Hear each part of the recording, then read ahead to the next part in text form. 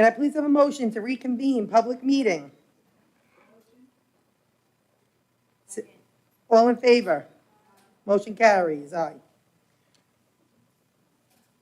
Mylene, can you start the Pledge of Allegiance, lead us? And then a moment of silence for our men and women fighting overseas and at home.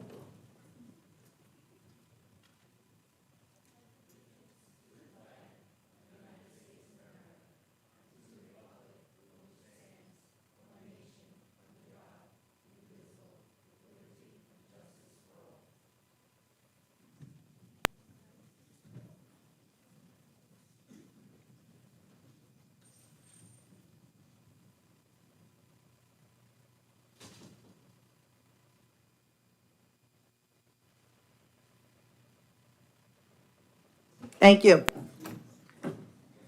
Will the district clerk please call the roll? Mr. Murphy?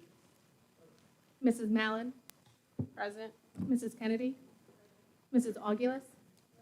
Dr. Adams? Mrs. Napolitano-Ferno? Mr. Guercio? Mr. Kolahifar? Present. Mr. Hauser? Present. Mrs. Poppy? Present. And myself, the district clerk.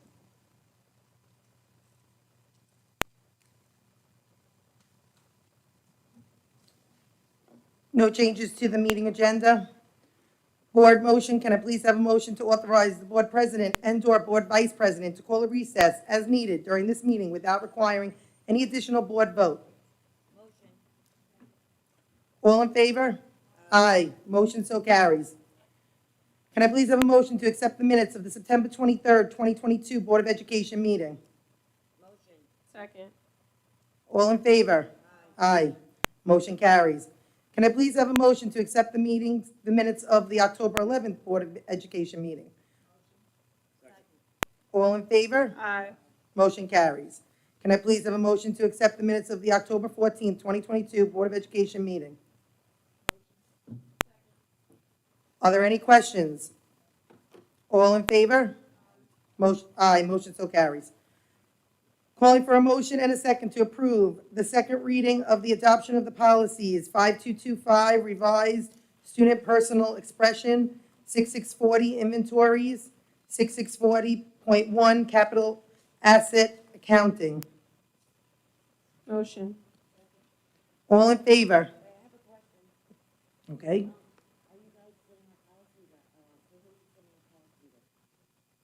We sat with Reza Can you and mics Jesse. on? Oh, okay. So you guys looked this over, any questions, any concerns? We did not. All right, thank you. All in favor? Aye. Motion so carries. Discussion items for tonight, student government report. Do we have somebody from the student government who can speak?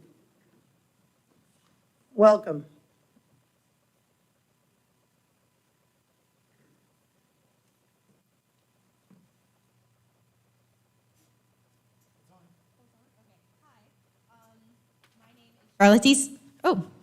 My name is Charlotte DeSimone. I am your student government representative this year. Hi, and I'm Marissa Freeman. I'm your student government president and another Board of Ed representative. So we have a lot to cover. So first, we had homecoming weekends. It was a great success. The theme was Battle of the Bands. Some of the bands that were represented were Queen, AC/DC, the Beatles, and the Spice Girls. Also corresponding with homecoming, we had our Spirit Week, which was Pajama Day, band t-shirts, Throwback Day, and Red and White Day. And there was a lot of Connecticut pride that day, lots of lovely colors. So we had our pep rally. It went really well this year. A great comeback, especially after not having one after COVID. It was a great, I just like having it because we didn't have things earlier in our high school career. We had a wonderful marching band and our kick line and color guards, so they did amazing. Our spirit teams were really involved, really dedicated. And during the parade, we had wonderful performances and beautiful floats by all of the classes, so good job to them. We would like to thank members of the Board of Ed and also the high school administration for being judges and for coming and grading us all. The order in which we all scaled was juniors, seniors, sophomores, and freshmen, but I would like to point out that the seniors only lost by 1 point, so we were close. We had a wonderful turnout at the game, great school pride again, and we won the game, so go boys. And I would like to thank the Piscatellis for arranging the beautiful Grucci fireworks show that we had after the game. And overall, it just went really well. The next student government event that we had was Safe Halloween. This is a yearly tradition that we hold at the high school. We had about 500 kids show up, so it was just a great turnout. Always really great to see all the little kids and their smiles. We had great volunteers from all across all different grades of the high school. They came out, they dressed up, they gave out candy to all the little kids. They took time out of their weekend, and we really appreciate them for that. We also use this event to kickstart our yearly food drive. So we asked that people bring in canned goods, and we got bags and bags of canned goods. That was really amazing to see the community come together and donate. And hopefully what we are going to be doing is we are going to be having the food drive, but as like a class competition between like homerooms. So we're hoping that that will really get people to donate to the food banks. So overall, it went really well, and the next event that we're going to be having is Winter Wonderland. Spectacular, and that's not until December. So we're going to be working on that. Thank you. Thank you. We were happy we were able to be there, and all of us, it was actually all 5 of us, for judging with the superintendent. And we thank you guys for the invite, and I have to tell you, we went to, actually, myself, Marisol, Brian, and Mylin all came to Safe Halloween, and it was adorable, and thank you all for what you do.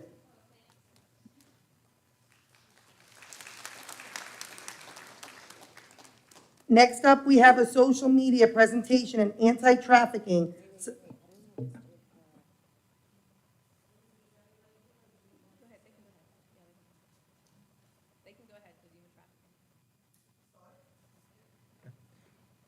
Okay, we're moving on to social media presentation and anti-trafficking. Suffolk County Police Department, Human Trafficking Unit, and ECLI. Thank you for being here. Hello, first I would like to say welcome to all of our attendees tonight. My name is Laura Mullen, and I'm the Anti-Trafficking Service Advocate over at ECLI Vibes, as well as the co-founder and president of the Human Trafficking Survivor Advisory Board.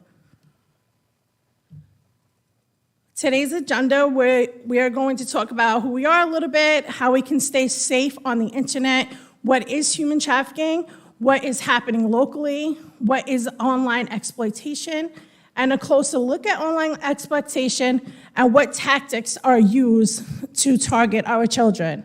There will be a visual how it might look, and the terms will be defined. We have some local facts, warning signs, and what we can do, and how we can begin the conversation, and questions and answer and questions afterwards. If you could just hold them till then, thank you. Tonight's content might be triggering. Please, if you need to exit the room, you can get water, fresh air, and return when you feel comfortable. This content is not an easy topic to discuss and may be difficult to listen to. Who we are. We are SCATI, the Suffolk County Anti-Trafficking Initiative, and within SCATI, there's about 34 agencies that have come together on Long Island, including our Suffolk County Police Department and HSI, FBI, and our grassroots nonprofit organizations to really address the problem that we have here on Long Island. A lot of us are not even aware that there is a problem on Long Island. However, there is. It's not what you think is the movie Taken, like when he's saving his daughter and she got kidnapped from an airport or a hotel room. That's not what we see here on Long Island, and PD will explain a little bit later a bit more about that. Is the internet always safe? What benefits does the internet have? It has social connection, a sense of community. We have access to knowledge, peer support, but there are things that are negatives, right, from the internet, like too much screen time. Your children may be speaking to strangers who could be dangerous. You're disconnecting from real life and having actual human social interactions. Virtual interactions, can lead to risky in-person interactions, peer exploitation, and cyberbullying. One second. What is human trafficking? Human trafficking involves the use of force, fraud, or coercion to obtain some type of labor or commercial sex act. Every year, millions of men and women and children are trafficked worldwide, including right here in the United States, right here on Long Island, and right here in your backyards. A few local facts. In March of 2018, the Human Trafficking Investigations Unit was created. Since that time, they have identified over 400 victims of sex trafficking here in Suffolk County. 95% of them are born and raised right here in Suffolk. Most of what we see in regards to recruitment and grooming occurs on the internet on different social media sites. Sometimes the recruitment can take 1 day, 1 week, or a few months. Just give me a second. What is online exploitation? Online sexual exploitation of children includes recruiting, live streaming, consuming a child of sexual abuse material, formerly known as child pornography, and coercing and blackmailing children for sexual purposes. And the thing to remember here is a lot of time your children are talking to people that they may think may be their age, however they're not. And it doesn't matter of what age, if the child is under 18 years old, it is considered a crime regardless of consent or not.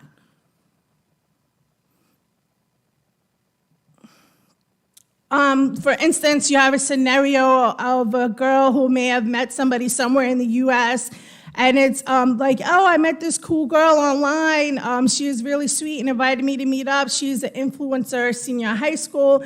She's even going to be a lawyer just like I want to be.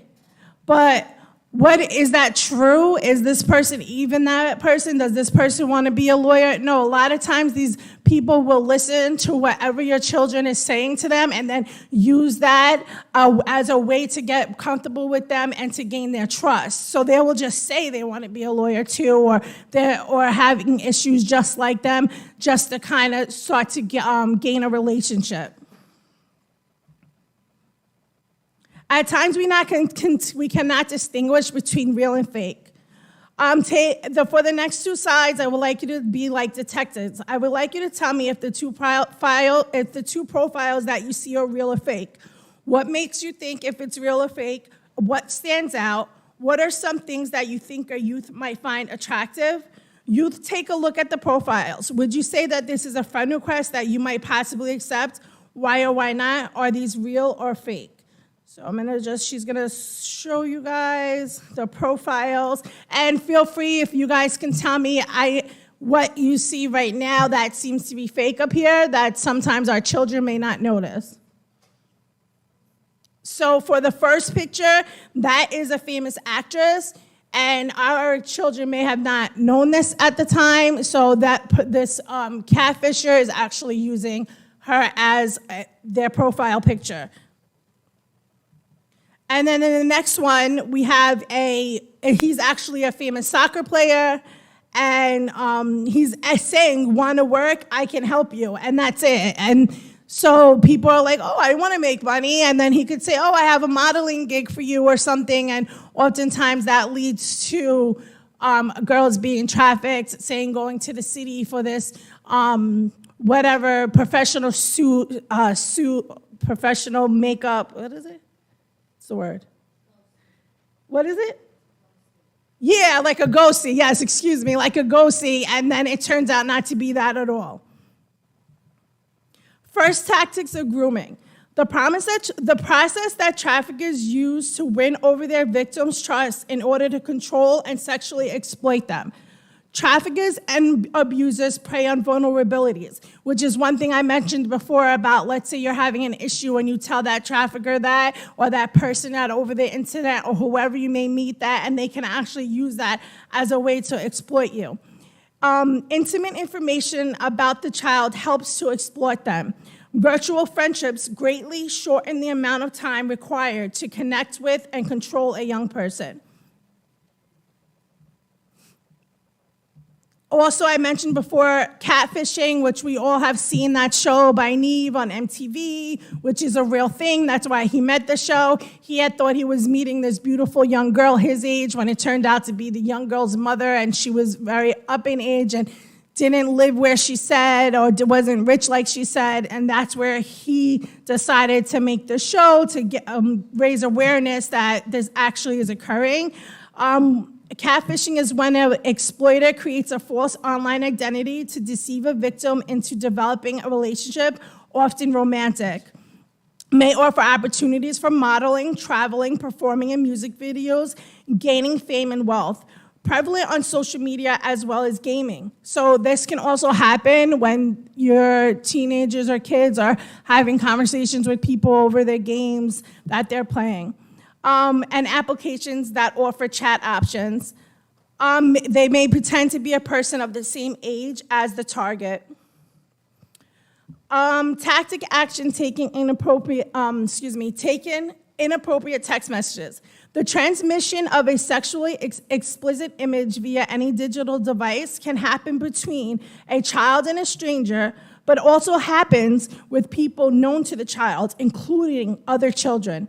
And that's something that we must explain to our teenagers and our children, that is never okay and it is never safe to send a X-rated picture of yourself to anyone. Once it's out there, and you can never take it back, right? This has actually become normalized by our teens and young adults, but once an image is online, it is nearly impossible to remove. And it also can have serious legal consequences. It is a crime for an individual to create, distribute, or view child sexual abuse material. How far will a trafficker push? It is important to always remember that traffickers will coerce children for sexual purposes. The coercion is a way for the trafficker to see how far they can push the child to do whatever they want them to do.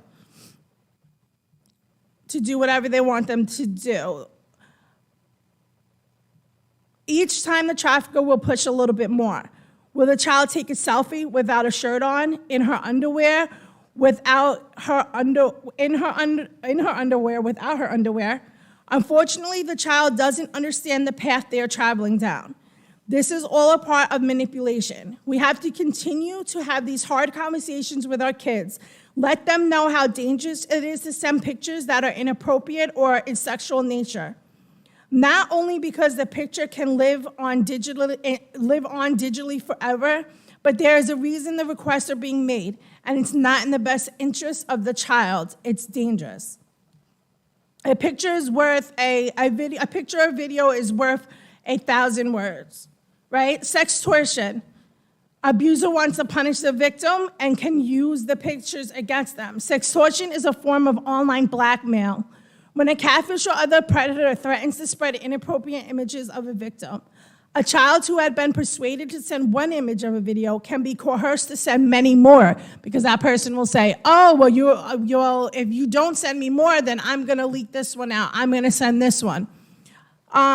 Image-based sexual abuse was formerly known as revenge porn, and now is more accurately known as image-based sexual abuse. Occurs when someone publicly shares private pictures that had been meant for only them. So it doesn't matter if you're 12 or 14 or 15, it is illegal to share those pictures at any age. How do we stop image-based sexual abuse? Child sex trafficking occurs when someone under 18 years old is bought or sold for sexual purposes. Children are victims of sex trafficking when they engage in sex for any other value of food or shelter, including labor trafficking, which I speak a lot about sexual trafficking, but there's also labor trafficking that does happen here right on Long Island. Traffickers take advantage of vulnerable people. Internet makes trafficking easier and less visible. Child trafficking is a crime under both federal and state law. About 80% of victims we have interviewed, 80% of victims that have been interviewed stated they were recruited and sex trafficked around the ages of 13 and 14 years old. That's 80% of the victims interviewed right here in Suffolk County. The victims truly believe they are in a loving relationship. Suffolk PD has arrested over 60 traffickers since they started this unit, and all the traffickers were operating here in Suffolk County, preying on the kids and teenagers. Warning signs. It is important to know the common signs of trafficking and sexual exploitation. There is no red flag to spot trafficking, and professionals in anti-trafficking fields typically look for multiple indicators when working with victims. So there can be many indicators when you're working with somebody who has or is in the life, as well as drug use. There can be a child that's coming home and has their nails done, their hair done, they're 14 years old, you know they don't have a job, you know that you don't give them enough allowance to purchase these things, and you kind of have to ask yourself, what friend, and oh, my friend Jennifer is getting it. Well, who's Jennifer, and how does Jennifer, and how can she afford to get your hair and your nails done, right? So that's a question you have to ask yourself. Or, oh, my friend bought me new sneakers, right? So always dig a little deeper, ask those questions. There's a lot of trauma and stuff that happens that can also lead to a victim of trafficking, from vulnerabilities as problems at home, custody battles, divorce, death, or incarceration of a family member, having an alcoholic parent, a difficulty making friends in school, failing grades, low self-esteem, low confidence, you name it, it's pretty much on the list.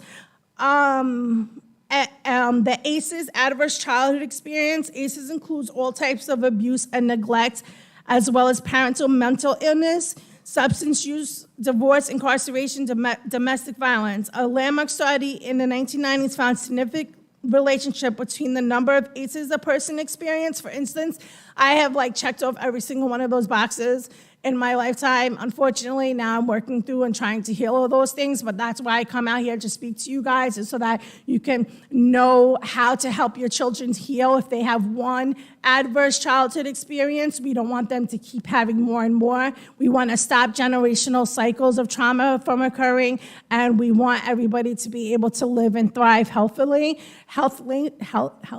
Yeah, so, all right, excuse me. And Suffolk County Anti-Trafficking Unit. Now we were going to have JP and Sergeant and Lieutenant Masana come up here, and they're going to share some of the great work Suffolk PD is doing to combat trafficking here in our neighborhoods. Thank you.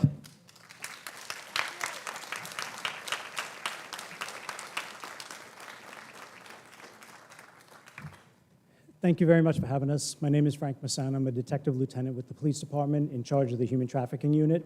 I know we only have a little period of time in your board meeting. Again, thank you for having us. Human trafficking is not necessarily a comfortable topic to talk about often, and it's commendable that you are bringing it to your board meeting to kind of bring it to the forefront of people's minds.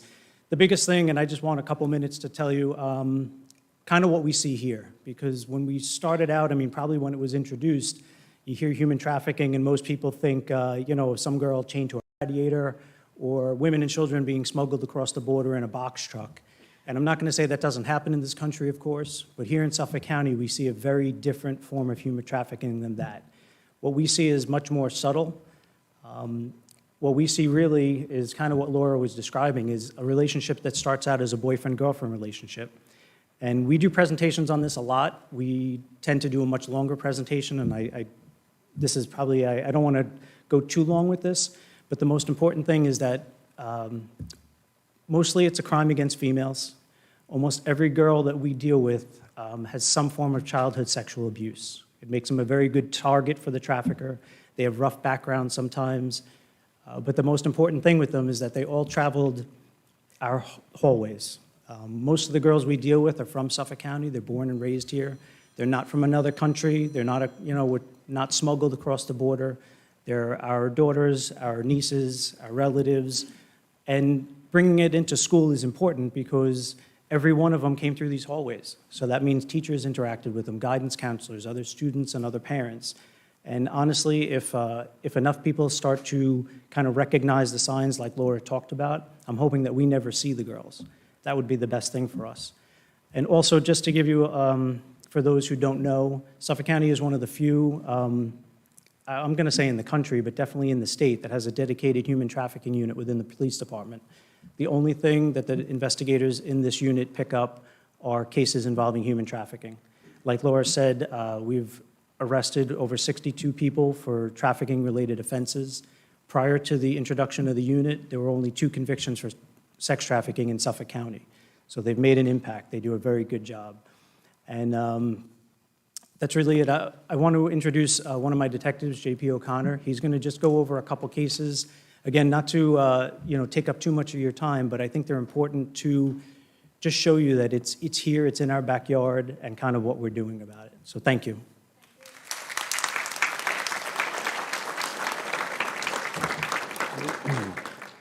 Thank you for having me here. I appreciate it.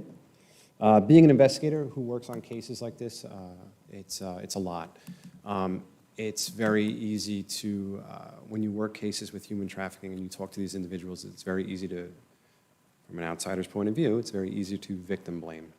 It's hard to understand how these individuals get into these situations. It's very easy to say, well, you put yourself there. You started doing drugs. You put yourself in this position. You did this, you did that. This presentation is a bit short. We like to talk about how these individuals get into these situations that have led them down these roads. Empathy is everything when you're an investigator on in these cases. Being able to understand where these individuals are coming from and how to work with them and how to help them, it's a lot, and it's really important. So when we talk to the public like this, we really want them to understand how important empathy is as well. These aren't people on the side of the road begging for change. These are individuals that are in the same neighborhoods as you, walking these exact hallways. It's important that people understand that. I emphasize that big time because it's something I want you guys to understand. And it's something I had to learn as well, becoming an investigator in this unit.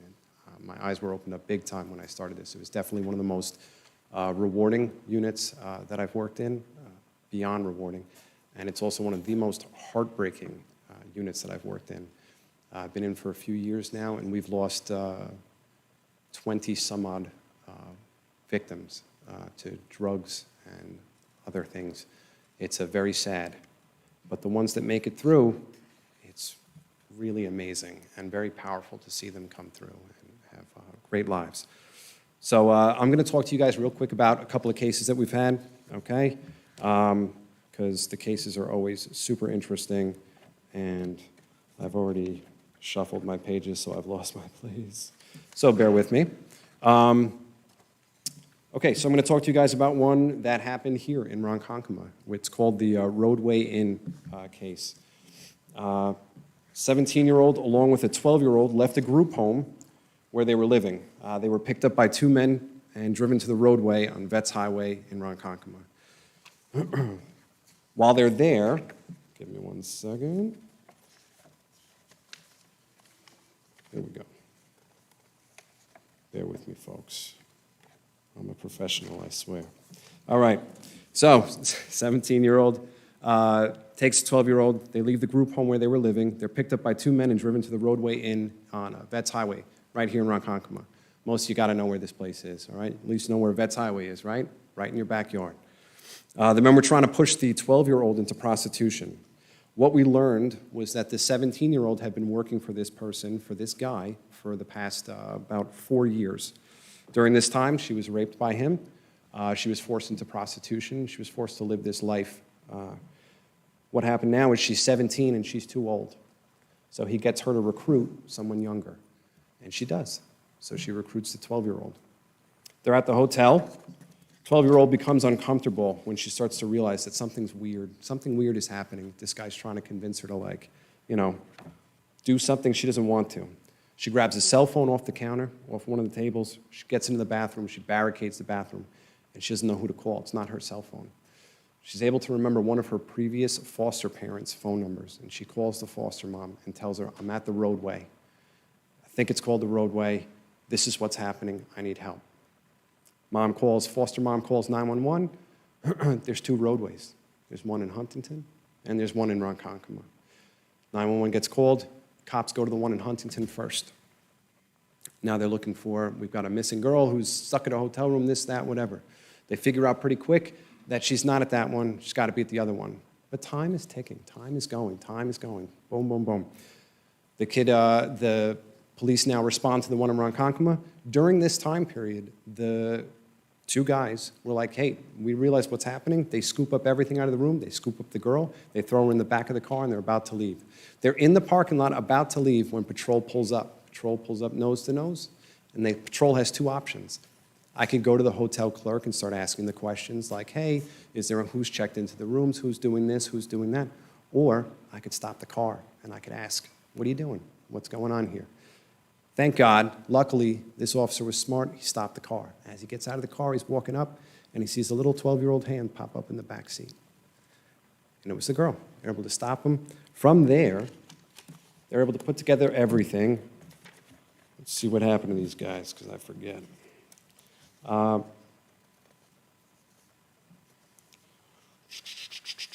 Anyway, the guys get arrested.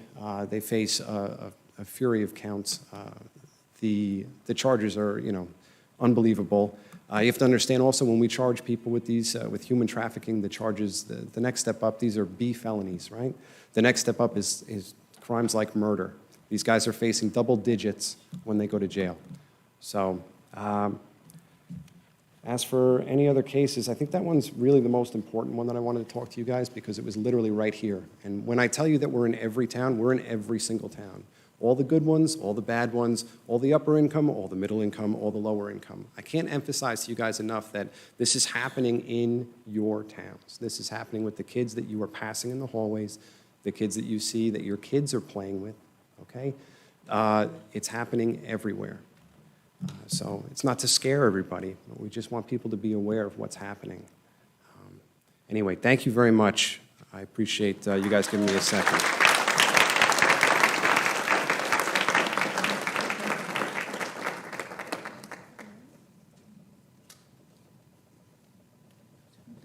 Thank you guys for being here, and thank you for all the information. I have a question. Am I allowed to ask a question? Go ahead. First of all, thank you for your time and for all that information. I've seen a couple of videos online for like a heads up, I guess, for children that are abducted. Is this a common sign where they wave their hand from behind them, kind of like saying hi? Is that a thing, or is that just a social media ploy? I'll talk about this real quick, just because I feel bad when people see these things. You get a lot of these Facebook posts that get forwarded around like, well, the van pulls up to you, and if they've got a zip tie on the mirror, and they've got this, or they've got the flag hanging out, please don't fall for any of that nonsense, okay? But I will say that be aware of your surroundings like anyone else, but don't fall for the things that kind of get passed around in these email chains or the Facebook posts, things like that, because they drive us a little nuts. Because, no. So what you are asking, I've never heard of something like that. I've never dealt with something like that. Our unit works with we are the kidnap investigations team. So, again, I don't want you guys to think that kids are getting scooped up at playgrounds and being forced into a lifestyle of being trafficked. It's not like that. It's more of a grooming that occurs, again, in young women, mostly young women that we deal with, that are in vulnerable positions because of past trauma, things of that sort, and they get themselves into these situations or are forced into these situations. So I don't want you guys to think about like the stories of like, well, the van pulled up next to the car. If you ever see something like that, yeah, have your wits about you, be smart, But that's not really what we're dealing with over here in Suffolk County. Does it happen somewhere? Sure, just not something we're dealing with over here. Thank you. Thank you for. Sure. Maybe for you or the young man at our podium. But a parent brought to my attention, and I think we touched on it a little bit, about Erin's Law. So I don't know if either one of you want to sort of kind of elaborate on that. Which law was that again? Erin? Also, thank you for calling me a young man. I appreciate it. I don't feel young these days. What was the law? I'm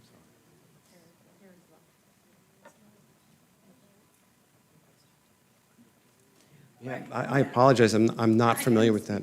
Yeah, so the Erin's Law was passed this year or last year that school curriculum should be beginning to teach human trafficking, sexual exploitation, social media safety, and sexual abuse in the home and different subjects to inform our children in school. about what is not good, like safe touches, different things. Brentwood School has already picked up the curriculum. I actually did the curriculum with them over the summer with ECPAC USA, and they work with the schools, if you guys heard of ECPAC USA, for situations like this. So we did the curriculum. They've picked it up. We really are trying to get it in all of the schools, because not only just for human trafficking situations, but for a child that is going through abuse at home that doesn't know that they're even going through abuse, and it's something to save lives, right? That's what we're here for. So that's what we want to do. And it's important for a 5-year-old or a 6-year-old or a 7-year-old may not even know that daddy's touching them wrong or uncle's touching. They may not understand what's happening in the bathtub is not supposed to be happening to them, right?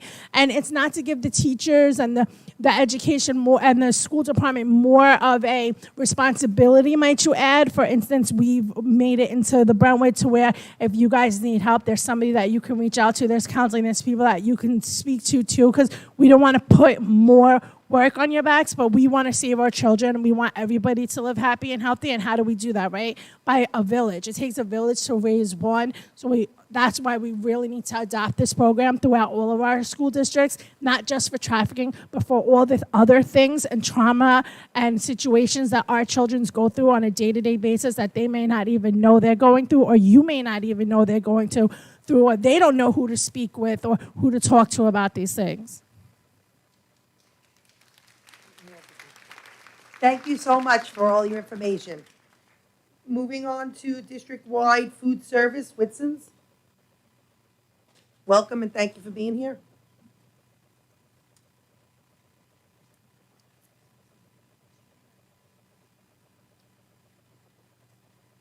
Good evening. How are you tonight? My name is Christine Kunman. I am the district manager from Whitson's Culinary Group, and I have with me Christine Miller. She is the director on site here, and Nicole, who is actually your high school cook. So it's nice to see you again. I know we were together a few weeks ago, a few of you, and we toured the high school, we toured Ronkonkoma, and we toured Cherokee. We were able to see service up and running, which was great, talk to a few students, taste some food, get some feedback, and make an action plan going forward, right? So a lot has happened since then, and we were invited back tonight, I guess, to give you an update, but really, I really want to try to educate you a little bit on what else is involved in truly running a school lunch program, right? Because people could walk through any cafeteria, restaurant, whatever it might be, fast food place, and say, how hard could it possibly be, right, to cook a hamburger, put it on a bun, put it on a tray, give a kid a chocolate milk, an apple, ring it up on a register? It takes experts. It truly, truly does. Just like it takes experts to run your Board of Education, your administration, your school buses, everything, right? So you have key people running your departments for you because they're the experts in that field. When school started this year, I stood at the bus stop, and for the first 3 weeks of school, I listened to parents complaining. God, why is the bus always late? How could it be late? It's the same driver. It's the same route. How could it possibly be late, right? But do you really think about what they have to do or what goes into that or what changed in their world? The bus changed, the route, maybe it did change, maybe it didn't. The kids changed, the parents wanted to change, the principal wanted to change. There was a bell schedule change, there was a drop-off location, there's a different bus, there's a different mechanic. There's a lot of different policies, procedures, and changes. It's the same thing with school lunch, so I could relate to that and try to explain to people and say, hey, they're experts, they know what they're doing, but everything changes, so we have to change with it, right? And so does school lunch. But you need to understand what goes into it first and how to run it before you can actually change it and make it better for everybody, right? So tonight, I put together a PowerPoint just to give you a little insight on what it truly takes to run a school lunch operation. I'm not sure who's turning this. Oh, okay. So yeah, we can change. Thank you. There's a lot of information on that screen right now, so I have it here in front of me. But back in 2010, Michelle Obama put together the Healthy Hunger Free Kids Act. And that was brand new. Nothing ever changed in school lunch for many, many years, right? But obesity was a factor, and somebody was going to make a change, and she did it. And for the better. Some people like it, some people don't. But it's a healthier plan for everybody. So we have to know all those rules and regulations that she put into place from 2010 all the way through what she enacted 5 years from now. And our program has to change with that. There's a meal pattern that you have to be compliant with when you serve a breakfast meal or a lunch meal. You have to be familiar with all of those components in that pattern. There's a nutrient analysis where you need a registered dietitian that can approve your menus and all the ingredients that you use to make up those meals that you serve to the students. There's rules offer versus serve. You can't just offer anything you want. You can't just serve whatever you want. Rules have to be followed for that as well. There's crediting. You can't just serve any type of chicken, any type of beef, any type of hamburger. It has to equal a certain amount of calories, fat, protein. And all that has to be procured by a certain department. Board of Health, Serve Safe certifications. The entire team has to serve safe food, right? You have to know those rules and regulations. And those have to be passed down to all the workers in the school. And they have to be certified as well. There's an entire recipe database that has to be created that you need to have access to. If you don't, God forbid, it doesn't meet the requirement, the nutrient analysis, or even any type of allergy that might affect one of the students. Production record compliance. All of this information has to go down on a piece of paper every single day. Nicole in the high school could serve 150 items a day, and every single day, every single item has to go down on a piece of paper, and a mathematical equation has to take place, and that's across all 10 schools. There's an administrative review. I think we had that last year, right? The administrative review? Oh, this year is coming up. Yes, we're in the middle of that now. Bob, we'll be working hands in hands on that. So the Child Nutrition Department from New York State is going to visit us. They're going to choose 2 or 3 schools, and they are going to audit the program in its entirety. Breakfast at the high school, lunch at the elementary and the middle schools, and they will look at every single recipe, label, buy American product. You know, I could fill 5 3-inch binders with the amount of information that we have to hand over to the state to show them that we are compliant in Connecticut with what we serve the students. There's safety training, right? We want every single worker in Connecticut to be safe. But who's giving you that information? We are. That's what we're here for. We're here to manage the food. We're here to manage safety. So we're going to pass that along to the employees of Connecticut as well. There's a government-based menu planning system that we use, where we receive federal funds to keep the price low for the students. We also have to manage that program for you as well. I spoke about the allergies. I spoke about safety. There's also an online web-based nutritional analysis program as well for all the menus.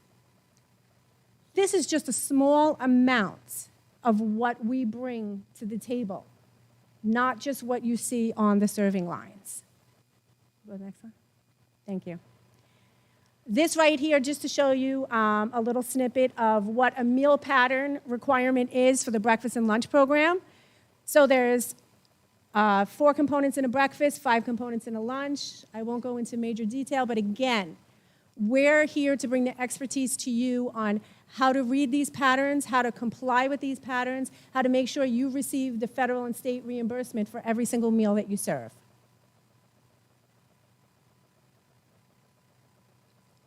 Okay, so what else do we come with? We come with an entire corporation behind us. There's a procurement department that has competitive pricing that we pass along to you. We provide you with your order guides for all the vendors that bring you all the products. We have a purchase journal that we supply for you to regulate all of the purchases that come in. All of this is brought to you from your management company. There's usage reports, there's vendor feedback reports. We have an entire marketing division that also gives us the merchandising and the signage to use in the schools. Compliance reports for New York State that we have to keep posted in all of your schools. We have a guest chef program, which we'll talk about, Jackie, a little bit later, okay, which is something new and exciting and fun, which I'm hearing great things about. Any type of communication tools. Again, Whitson's provides that for you. Our route rating program, because we audit ourselves and we want to know where we are. Are we, giving you the best possible program? What else can we do? How do we make it better? And promotions, different types of promotions that you'll see in an elementary school, a middle school, or a high school. So what else do we offer? Constant support, a local food service director, a local district manager, and a local company based right out of here in Islandia. We have different corporate levels of support that are involved each and every day that I speak to or Christine speaks to. The COO, on a daily basis, I speak to about all of my districts. The VP lives right here in Islip. Again, the entire company is based out of Islandia. We have an accounting department that does the entire accounting process for this school district. The marketing department, the procurement department. How about IT, right? God knows we can't do anything without an IT department, right? We wouldn't even be able to function. A nutrition department, a human resource department, and a local culinary center to provide us food. God forbid you can't get it during a pandemic. All of that is all how school lunch runs and what we bring to you. So to keep a program going, we also want to bring recommendations to you, right? And we want to have that collaboration back and forth with the district. So we want to build a better program together. We want to provide you with monthly dining reports to keep everybody up to date on what's happening. That's provided to the administration every month. We want to talk about additional guest chef programs throughout the district. We want to participate with Connecticut in our chefology program, which we actually spoke to Oakdale Bohemia Middle School after we met with that food committee. Sample days and tastings. I know a lot of people are asking for that right now. Nutrition committee meetings. That's where the success is going to happen. We all need to get together and collaborate on the program to see how we're going to make it better for our students. A partnership in health and wellness fairs, garden programs. All of this exists, and all of this we can partner with you. New product testing with students and feedback, and a try it before you buy it product program as well. So currently, right now, we're in survey week.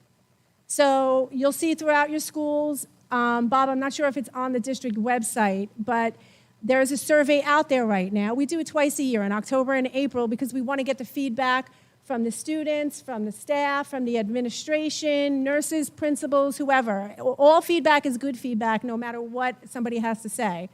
So those surveys are out there right now. So if you see those out and about, I encourage you, scan the code and give us your feedback so we can make a better program for the students. Your cost is $1.60 a meal. Every single thing I just spoke about, plus actually running the program and serving the kids the food, right? All of that is $1.60 a meal. That's what our expertise gives you for the lowest possible responsible price out there. So I think the value of what I presented, you can actually see, and we'd love to compare it to like the price of a cup of coffee, because that's everything you get for $1.60 a meal. So from our walkthrough, it was really exciting because the administration was able to put together a food committee in the high school and in Ronkonkoma and in Oakdale Bohemia Middle School, right, those three? And we sat with the principal, the APs, students from different grades, and we spoke for about a half an hour. And they told us the good, the bad, the ugly. And I'll tell you, most of it was good. It's never all perfect. There were a lot of opportunities presented to us. And we were able to say, hey, how are we going to feature what you guys want on the menu? So the high school chose a guest chef day. The middle schools chose guest chef days. And then Oakdale ended up partnering with Family Science, right? So we're partnering with Family Science now, and we're actually going to bring our chef into the Family Science classes over there. We're also going to have the principal of Oakdale and a student and some of his friends are actually going to be cooking in the kitchen one day too. So the more we meet as a group and the more we collaborate and the more feedback we get and the more surveys we do and the more involved everybody is, the better the program is. And there's no reason why it can't get better each and every day. And we see it, you know, since school opened now and going forward, especially with the guest chef program. What's that? Will start cooking? Yeah, yeah.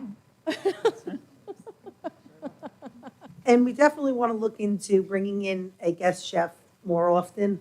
I know the contract is up this year, Yeah. and it's definitely something that's going to be, you know, I've seen when I went to the school to RMS, and I actually went down and tried the chicken sandwich that he had done, the southern chicken sandwich, that all the kids were running up to me and telling me how great it was. You got to try it. So I went over and tried it. It's definitely, you could tell how excited the kids were, which is really the most important thing. They were excited and they were eating it, Yeah. which is they all talked about it. I spoke to a bunch of parents. They all were saying how great it was. And it seemed like that was what we got across district. It was something that I definitely would like to see, if at all possible. I know we spoke about they come in once a month, but I like it better once a week. I think it's something that I think the kids could at least be excited about, whether it's every Thursday or every Tuesday or it floats. But I think that would be something that would be a lot of fun to start advocating for, so I'm starting now. Yeah, it's definitely fun and it gets the excitement and the participation going. And you know, you hope once a child tries school lunch that they'll come back. They may not buy every day, but they may buy 1 or 2 days as if they didn't buy in the past. So we had the guest chef in Boston Elementary today, and I heard they were now, and it was a different guest chef that we brought in, and I heard they were raving about him. The lunch count, you know, went 40 or 50 higher for the day, which is what we want to see. Everybody had a great time. They got a nutritious meal. So it's a lot of fun. It's a lot of fun, you know, and it's a fun time during the day. You know, the kids get to relax a little bit. Everybody loves to eat. You have a chef. They have a snack. It was really a good day today over there. So Christine actually booked the guest chef now for the remainder of the year, once a month, just to make sure that we do visit every single school along the way. They may have different programs in each school, but they will absolutely have the guest chef. I know the secondaries are going to hit a second time around. If I could steal my other guest chefs out of other districts, I absolutely will. But yes, our contract is up this year. So there's a lot to talk about with that, you know, and it's a great opportunity and it's a great time for change. So having food committees meet right now, doing these presentations, visiting the schools, speaking with the kids, looking at, you know, what we have now, what we want to add in, the timing couldn't be better. So, you know, I can definitely make recommendations for that as well if you'd like, and we can add in that program going forward. Sure. And I want to thank you for your price. I visited the program, I think, last year. So this is not anything per se to do with the program. I like to look at the money on things. So I compared our district to Comac, because we're relatively in size, a couple of hundred difference. So in 2019, Comac had a positive of $80,322. Connecticut was in the red for $305,979. Mind you, Connecticut has 300 approximately less students. Comac's a little bit bigger. In 2020, Comac did lose $90,198. Connecticut lost in 2020 $724,232. Pretty significant, I would say. Comac 2021 was in the positive, $394,589. Pretty curious about that one. Connecticut in 2021 a loss of $566,702. Now, I understand that there's children that don't pay lunch. We have our rollovers. We start back in September with a zero. One year was about 13,000 that we had to do a journal entry for. Another year is about 56,000 of unpaid student lunch. I think we're on the track about 50,000, Bob, 52,000 roughly. Yeah, that's close. Okay, so I take all those things in consideration. The other night, I had the opportunity of meeting with a couple of politicians, and I mentioned this. I mentioned our significant food loss. We're pretty much, $724,000, pretty significant. But I did ask the politicians that I spoke to, one, is there any way that they can set up a program to sort of absorb student lunches that are not paid for? And the other thing I asked them to look into is increasing the income levels for those for free and reduced lunch. They said they will look into that for me, because I know as a result of the pandemic, while maybe a certain income looked okay a couple of years ago, we do have families that are hurting. And to raise those income levels so that more of our children can get free and reduced, I think will be great. And that's something I'll be working with the politicians I spoke with. I never looked to make a profit on our lunch program. Break it even a little bit, hey, in the black a little bit, in the red a little bit, that's great. But when I go a few years consistently to, first thing I do is I talk to the kids, then I run to the garbage pails. I'm watching apples, I'm watching whole milks, containers not even open, thrown in the garbage, vegetables thrown in the garbage. And then I look at this. So if my children were eating in that garbage pail, they didn't have the vegetables or the milk or the vegetables, I can suck up losing some money. But when I see both, this board has a responsibility to be fiscally responsible. Would you say this is fiscally responsible? These losses that we're incurring here? It's not. So Marlon. I think there should be dug in further to this. Yeah, Marlon, we all went to the high school and other schools, and we looked in the garbage pail. This year, at the high school, there was nothing, if you find one little thing of apples. So it's not going in the garbage. They seem to be liking the food. I don't understand, the money loss. It's something that's been going on for years. It's Yeah, not it's- just the last 4 years. It's unfortunate that the kids don't eat the fruits and vegetables, and unfortunately, we're all paying for that. One of the things that I wanted to speak about tonight was having an excess bin, because while I disagree with Lee's assessment of the garbage at the schools, I literally saw a kid walk over and dump his apples in the garbage, dump their cheese in the garbage. If we had an excess bin, instead of in the garbage, they could dump it in there. And maybe the nurse can hold on to these items and give them to children. Maybe there's a kid that didn't bring enough food from home, and maybe they could go in the bin and take an extra cheese stick or some apples. Yep. I really think that would be much better than instead of throwing it in the, like I literally watched, and I went through all the garbage cans full of Right. apple slices. Like, We- they just don't want it. Yeah, we did see that when we were walking through, and we saw one school and how they handled it. And that's definitely an option to get, the nurses on board. Other places have shared tables. You really want to be concerned about allergies, because the aides don't have time for that. Well, that's why I'm saying in the nurse's office. Yeah, like, she would exactly. know, right. Yeah, it can. And Mylene, I know what you're saying. My son came home from school today, and I said, "What'd you have for lunch?" And he said, "I had nachos." I said, "What else?" He said, "I had chips and beef." I said, "What else?" "Did you have the fruit?" "No." "Did you have the vegetable?" "No." "A milk, a juice, anything?" "I don't want it." So it's meeting with the students and figuring out what is going to make them eat those fruits and vegetables. Is it a different fruit and vegetable? Is it cooked a different way? Is it presented by a chef? Is it overcooked? Is it undercooked? Is it not the right color? Those are all the things that we need to look at. and then educate our staff on, right? The servers, try it. That's where the sample days come into play. That's where the surveys come into play.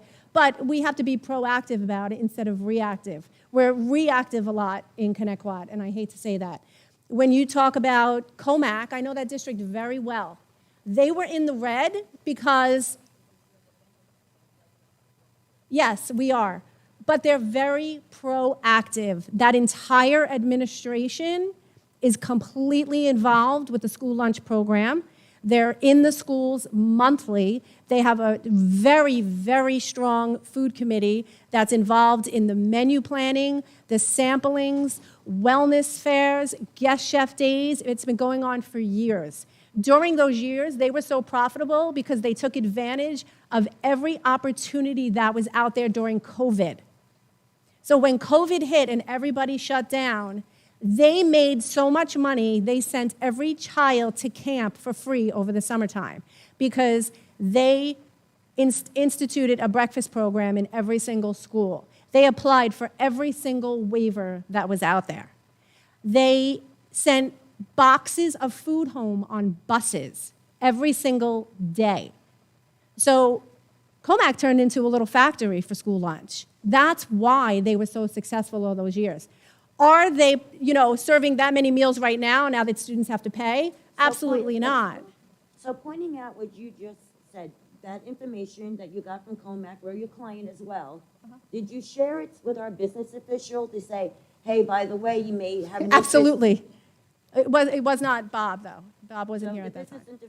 So the business official took your information and basically discarded it because apparently they weren't very fiscally responsible with the taxpayers in this community that pays the taxes. Yeah, I can't speak for what they did with that information, but I know how many meetings I had about it. So it's getting back to, I don't want to go backwards. I don't want to put blame on anybody. I don't want to go backwards either. But I know how to change your numbers. I know how to put you back where you want to be. But I need the support from the district. Well, last year was $566,000. It's $702. I mean... Well, why don't we just start fresh now? Let's start fresh. We're losing for the last 3 years. We're starting fresh. More than At least more than 3 years. She's explaining how we can maybe turn it around. I think Leah's saying maybe we can let Bob perhaps help, and with Christine, apply for all the grants or whatever else is available to us. Is that what you're saying? Absolutely, and we're headed in that direction already. And I thank, all of you for that because you pushed us in that direction and you came out to the schools and we, collaborated when we went through those schools and you invited us back. And this is exactly what's needed to move your program forward. I just want you to know, this is not my first conversation about the lunch program. Every year the auditors come in, what do I say, Linda? Every year the auditors come in, same question. So it's not something I question today. I've been on the board for 9 years. I question it every year. And every year it gets worse. And every year the auditor says, well, you're sort of in line with the other districts. Your loss is sort of in line. And then I look, and it's silly me to take the word of the auditor to say, well, we're similarly in line. And then I get Comac's numbers, and I'm like, no, we're not similarly in line. And we're only a difference of 300 or maybe 350 in enrollment. Mm-hmm. I'm not comparing you to a company that is opposite. You're Service Comac. Right. So, One of the biggest difference, Mylan, between Comac and Connecticut is you have 2 employees here from Whitson's. Comac, it's all Whitson's employees. So the labor factor of your numbers is what really needs to be looked at because that's where the programs aren't apples to apples, or one of the biggest areas where they're not apples and to apples. I can appreciate that. Maybe you pay your people $15 an hour, which is minimum wage. I think we've obviously paid slightly higher. I can understand those differences, but I don't think it equates to $724,000 in loss. No, it doesn't, but when you don't have the participation and you have the high expenses of payroll and benefits, That's how you get to that point. I think only 1 or 2 people are actually getting benefits. How many? What? How many people are getting benefits? 4 people are getting Oh, benefits. they get paid out. Yeah, if they don't receive benefits, they get paid out. But I'll be happy to work with you and put these numbers into a spreadsheet to show I you already did. how. Bob will give it to you. Yeah, absolutely. I'll be happy to work on that with you. Thank you. I think it'd just be good going forward to look at, we're gonna have to look into our options too. I'm not gonna Sure. lie. I mean, we have to look into our options also, just like you said, apples to apples, apples to oranges. Right. What other districts are doing and what we can do slightly better, without bringing in less quality food, without, making any issues with our, staff, because I think that one thing that we've all agreed on through the years is we like having our staff. We like having Sure. Connecticut people. We like having community residents that actually work here. Yeah. So I think that that's going to be something that, it'll all need to be looked into. But at the same time, Mylin, thank you for taking the time to go through the numbers. She's always been excellent with this kind of stuff. And the truth of the matter is, it would just be good to look at it and see where exactly we can tweak things. Because it is true, we shouldn't be that far in the red unless it's staff. So we're going to need to, possibly have something done where we know this is for staff, this is what we're in the red, we're in the red staff, and this is with you guys, because that's going to make a big difference too. If you're saying what you're saying, but at the same time, I don't have the numbers in front of me to be able to say what is actually staff. Right. So I'd rather look at that, Mylin, in the future, maybe have Bob put something together for us in regards to what is the actual staff numbers versus what is the loss in, we're collecting from the school lunches. From kids, it's not making up a bulk of it. So I would be interested, salary to salary. What you guys are paying in Comac versus what we're paying here in salaries. Because it's not the health benefits, so we know it's salary, so I'm curious. Yeah, I compare. can, See, I want to see apples to apples, meaning I want to see what is somebody, I'm just using Comac right now because you brought it up. What is Comac doing that we're not doing, that we have, if it's the staff, then I just want to see, well, okay, take that out because we want to have that, we'll have to figure that out. But I want to know what is the difference, apples to apples, food-wise? In the lunch buying, in how many kids buy lunch versus how many kids here buy lunch, how many get, free lunch or reduced, and how much aid do they get versus how much aid we get? right, there's a big difference too, you make a good point. Is another district getting more federal and state reimbursement because they have more free and reduced participation than Connecticut does? That makes a big difference also. So yeah, I can give you that information. I did have a conversation with Bob, about, you really do need to compare all of that. It's how many people do you need to run your high school compared to that high school? Down to the number of serving lines, down to free, reduced, benefits, part-time, union dues, all of that. I completely understand. I'd like to see that comparison. Yeah, As it is, I was the one that went to a bunch of the schools and was advocating while we were at the schools for extra staff, for more people. I know that that's probably not going to be it, but I really felt that some of the schools are understaffed terribly, terribly. Well, It was, I actually felt very bad for a lot of the workers who, they were explaining to me there's 2 of them and there used to be 4. Or, in some of these schools, it's very busy. You see the line. I think that's something else we need to look into, but that's something on our end. yeah, we definitely see it, especially in the high school, Huntington, That up. Since you brought that up, so I believe, I'm probably using the acronym wrong. So it was, how many meals are served? I think it went by the minute. I think you know what I'm referring to. How many meals per minute? meals Correct. per labor hour. Right, correct. Meals per labor hour, Yes. yeah. If you can get a stat comparison. From Comac, sure. Mm-hmm. Yeah. Can you Huntington also- School District, sorry, Lee, Huntington School District is your apple-to-apple program. They do have more free and reduced students there, but it's the same situation as here. They have Whitson's as a management company, but it's all of their employees. So it's similar in size, it's similar in specifications. So that's another good comparison, only because it's their employees, and you could see how they're running compared to how, Connecticut runs as well. If you could get But- that for us, Bob, thank you. But I would like to see you spend some time in the district talking about what they do in Comac with Bob and what we can do on our end to make it better also. We just can't rely on you. If you say Comac's administration is doing something, we should just join in as well. Well, I think that's, yes, they're way ahead of the curve right now because they've been doing it year after year after year after year, and they're consistent. 20 years ago, Connecticut had the strongest nutrition committee there was, and it made a difference.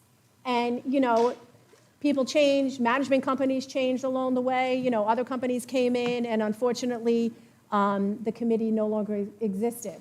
Now that we've started it, it should really be a goal for everybody to keep that going because that absolutely increases participation. When you have students involved, the word gets out, they get involved, your participation goes up. Because they feel like they're part of the program. They feel like they had a voice in something. And when they have a voice, they participate. Thank you very much for the presentation, and we look forward to working with you in the future. Thank you. Thank you.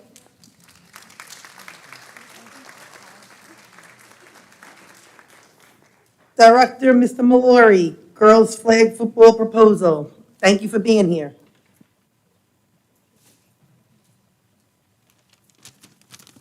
Good evening. Thank you for having me. Just want to start off by congratulating all our outstanding fall student athletes and coaches.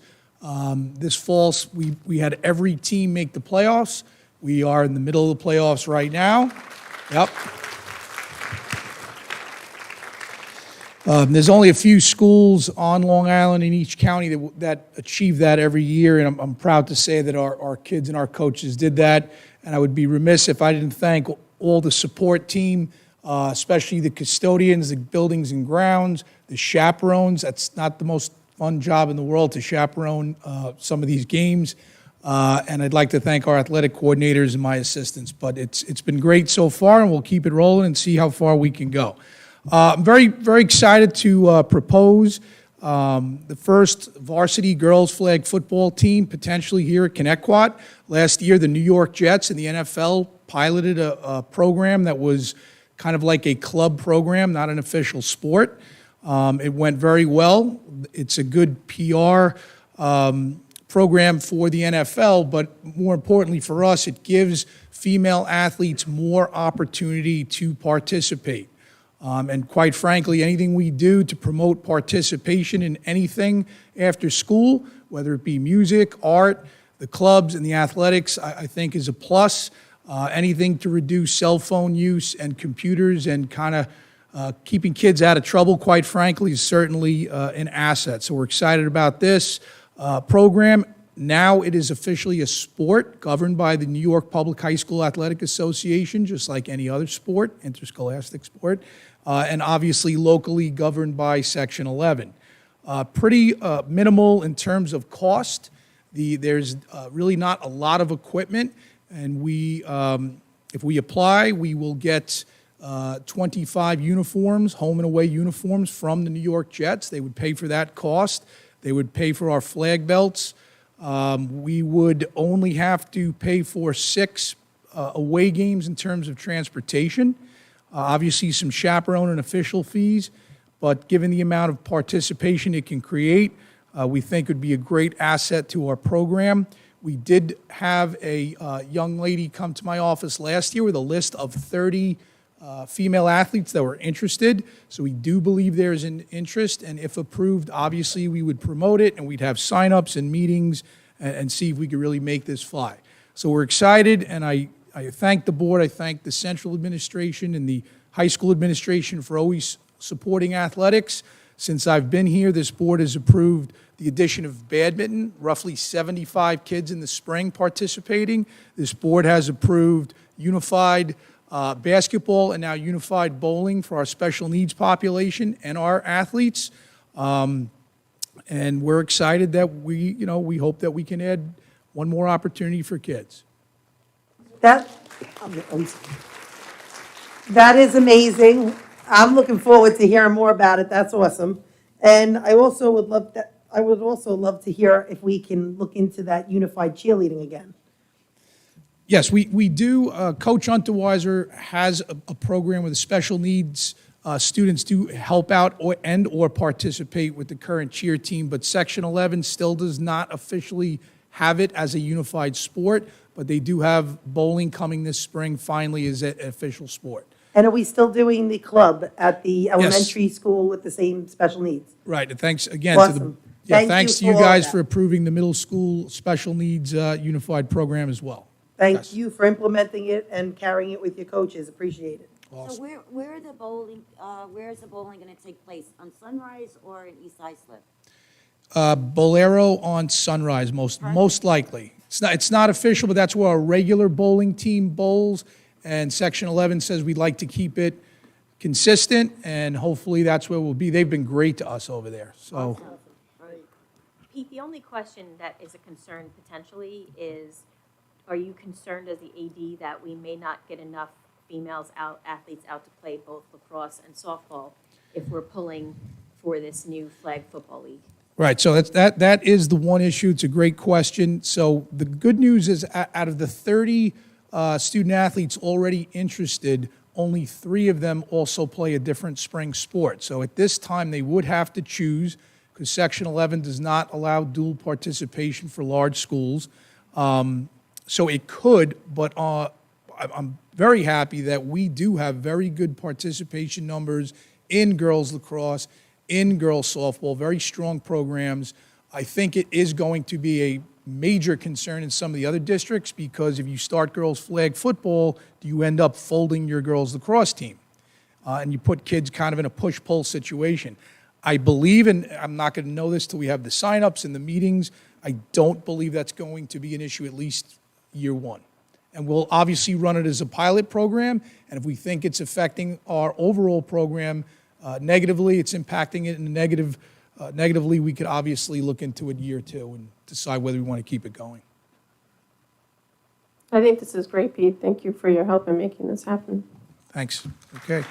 Good. I wanted to call for a motion at this time to move forward with this proposal. I'll second. All in favor? Aye. Aye. Good luck, Pete. All right, thank you. If anybody wants to coach the team, let me know.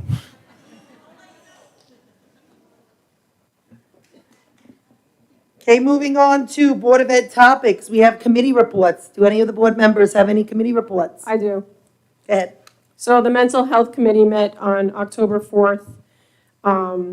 So actually, this week is United We Stand for a Drug-Free Community Week. All the schools are participating. They're all doing their own Spirit Week, and they have presentations coming in. My son actually told me about OBMS had the guy from The Deadliest Catch came in and spoke to them today. He was actually very excited about that. He never tells me much about school, but he mentioned that. We did our bully prevention contest that Lee advocated for so much. That actually went over very well. We had tons and tons of kids that presented their contest, and we have the list of the winners. Hopefully we can thank them and award them at one of our Board of Ed meetings coming up. So one thing that the Mental Health Committee did do is they made a newsletter, the Wellness Wheelhouse newsletter, which I know a lot of districts have been sending it out on the Remind, or a lot of schools, and it's also going to be in the district tab of the school district website. Screenagers is November 2nd at 6:30 at OBMS. That's the next chapter. You do have to register for that, but I think you can go on the day of if you can't happen to, right? Yes, you can do that. So that's November 2nd, that's next week. They're also looking at another workshop called Attendance Matters. That's going to be 3 Tuesdays in a row, and why attendance in school matters. And I know that there are some children that don't like to go to school, and there's aversions to school, so that's a good workshop for parents. And, yep, that looks like that's all I have. I went to the transportation meeting, and we definitely have a shortage of bus drivers. They're looking at different routes. They talked about the cameras that, if you pass a bus, you get a $250 fine because they have the cameras. And a little hint, everyone, even on a 4-lane road, if a bus is stopping and you're on this side, you have to stop as well, even though there could be a center. Otherwise, you'll get a ticket as well. They talked about, the shortage. They talked about bus drivers being sick. And I have to tell you, it's an amazing department because they're short so many bus drivers, and they still do their job. They're working really hard. So they deserve a little respect and a little thank you. And you should, parents tell your kids to say thank you to the bus driver because they're really there for them. I listen to them quietly speaking, and they're always trying to make it better. They're trying to find a way all the time. They're an amazing group of people. And they also learn about your child's needs if there's a problem on the bus. So it's a tough job. It's a tough job, an important job, because the safety of your children. I attended the Health and Safety Committee meeting, and I'm going to ask John Allen to speak a little bit. I'm just going to say something, then John, you can, we're looking into some equipment that the district might need, some things that need to be probably looked into buying, like radios and some other bigger equipment, looking into vehicles and things like that, but I'm going to let John. So thank you. Thank you for attending the meeting the other day as well. The two big things that we did discuss were, as we're coming into the budget season, verifying that all the equipment that we have throughout the district, the grounds equipment, the food service equipment, maintenance equipment is all meeting the expectations and the needs so that we don't have any health or safety issues with the people on the roads. So that was first and foremost. We're going through that assessment process right now. The other thing that came up was of note was the work order process. Last month, our director of facilities retired. He is since back with us for a few days, so thankfully I have a little bit of support. But during that time, I started getting involved a little bit more in the work order system, and one of the biggest concerns is not having a good hierarchy established in the system so that we're able to quickly address the health and safety requests as they come in for each of the buildings. So we're currently looking at that. We're looking at getting together with School Dude, changing that hierarchy, cleaning up some of the routing that's going on so that we can address those issues that are more of the health and safety and in the individual classroom areas that much quicker. So those are the two big things that came from it. Our next meeting isn't until January. So anything that we find relating to those two things, we may be proposing equipment. I can't say that for sure at this point because we're still going through that assessment. But we'll also be looking at the software that we use for the work order system and whether or not we need to reevaluate that and whether or not it's still meeting the district needs. So those are the two big items. Thank you very much, John. So as part of the United We Stand for a Drug-Free Community, every child in the high school will be handed out this 911 overdose card that if you see an overdose, call 911 immediately. Unfortunately, this past weekend, there was a death on a college campus of a child that they felt, a student at that college, that they felt that the friends were worried and nervous about calling 911 because they were worried that they were themselves imbibing in drugs or alcohol. And what this is all about is so that our students know, or our adults know, that if there's someone in their presence who they feel may have overdosed on either drugs or alcohol, that you are actually protected by the Good Samaritan law. So if you call and try to save someone's life, you cannot get in trouble for having had those substances yourself. So these posters will be throughout the school, just to remind folks that, go for help, get the help, call for help if you ever see someone who you believe has overdosed or is in need of medical attention. And every high school student will be getting this card, which is 911, and it actually tells you about what signs and symptoms you should be looking for. So that will be handed out at, in the high school this week. Can I just piggyback on that? I heard that that teachers were offered Narcan training. Narcan. So that's offered very regularly. I don't think it was necessarily just offered to the teachers. I think it was offered to the community. Okay, well, I'm a community member. How do I sign on? Sure, so they have it in the library often, but I can get you the next time that there's I thought we training. were doing it in district, no? The next It's one tomorrow. is tomorrow. The next one is tomorrow, and there's three sessions, because Suffolk is coming in to do it. So there's three sections. I'll give you the info after the meeting. I have it. Okay, It's tomorrow. There's definitely one that's at 2:45. I saw it. It's definitely in the afternoon. I have it by email. I think Ms. Pisani sent it in an email to us. Yeah, we all got an email. So it's tomorrow at John Pearl at 4:45 to 5:30. That's the community session. John Pearl. The one at 2:45 is that employees?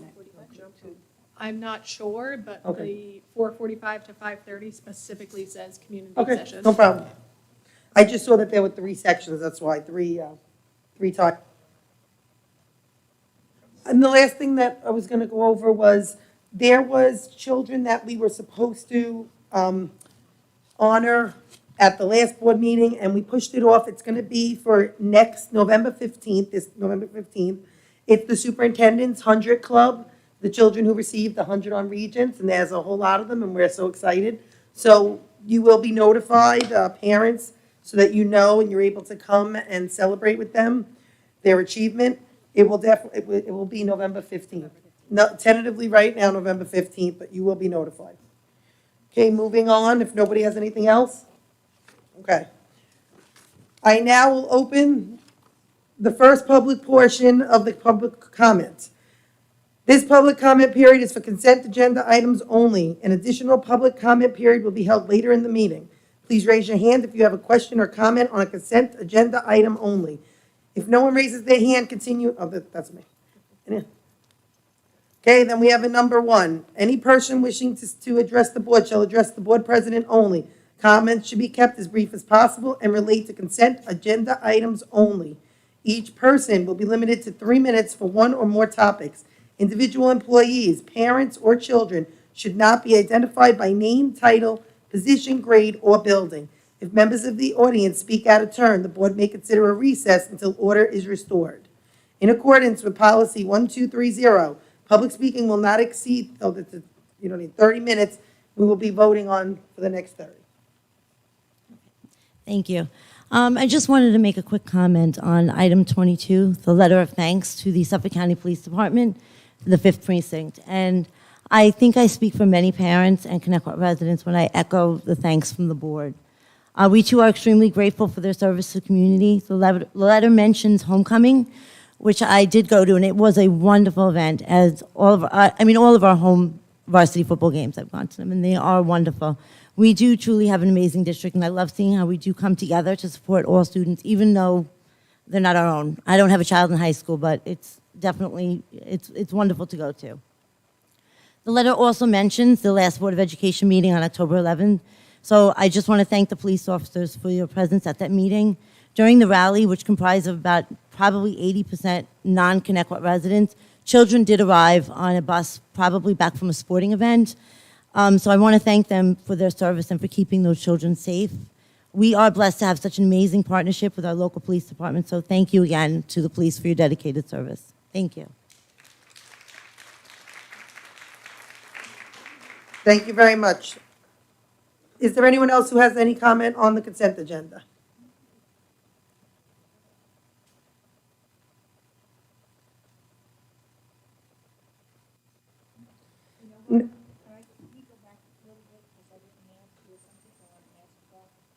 Yeah, good. About this, no, but is it about, we're moving on to? We're moving on to recommended action. Is it the consent agenda?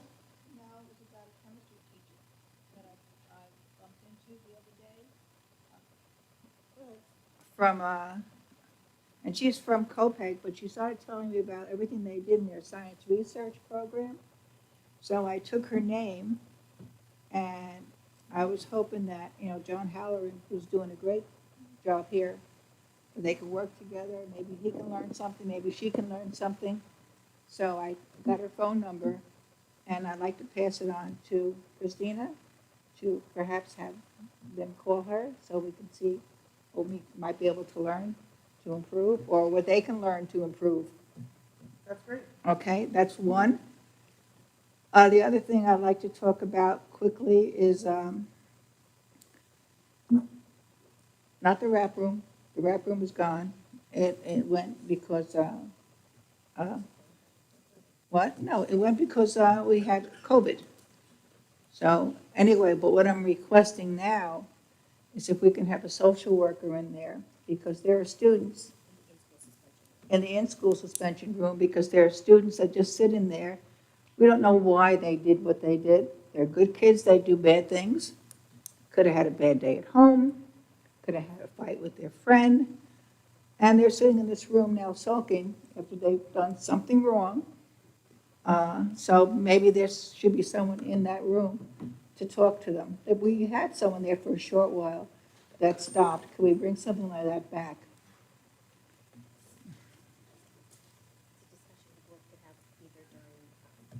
So that's a discussion that the board could have either during budgeting season, where we, look at all the staffing, or to look at the staffing that we currently have and move someone around. I mean, the administration and myself can look at what we have staffed and I see think what that, would. we have quite a few social workers, and I was hoping, it's time. We worry about these kids, but they need someone to talk to. They need someone to talk to. And, a social worker. We'll put together something. Okay. Yeah, we'll put together the staffing. Anything else? No, I'm good. Thank you. Anybody, Brian, Marisol, anybody? You guys are good? All right, moving on. Recommended action, personnel matters, instructional and non-instructional. Can I please have a motion to approve all personnel schedules as presented? Second. And are there any questions? No. Okay, so all in favor? Aye. Aye, motion so carries. Consent agenda, can I please have a motion to approve items 2 through 22? Are there any questions? No. All in favor? Aye. Aye, motion so carries. Now we're moving on to the public comment.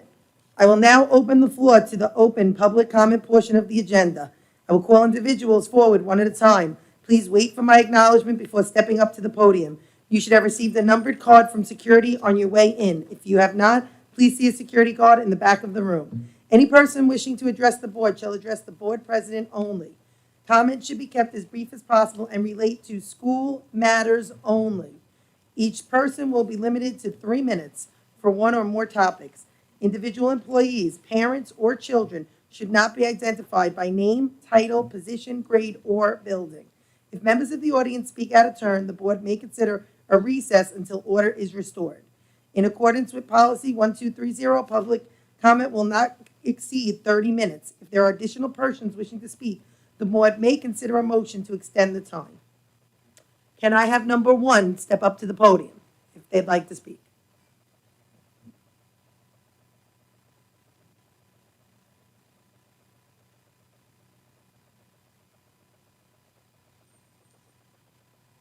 Good evening, everybody. Yeah, make a motion that there'll be no more numbers collected at this time. How many numbers are there? 28. That's fine. I'll second it. All in favor? Aye. Good evening, everybody.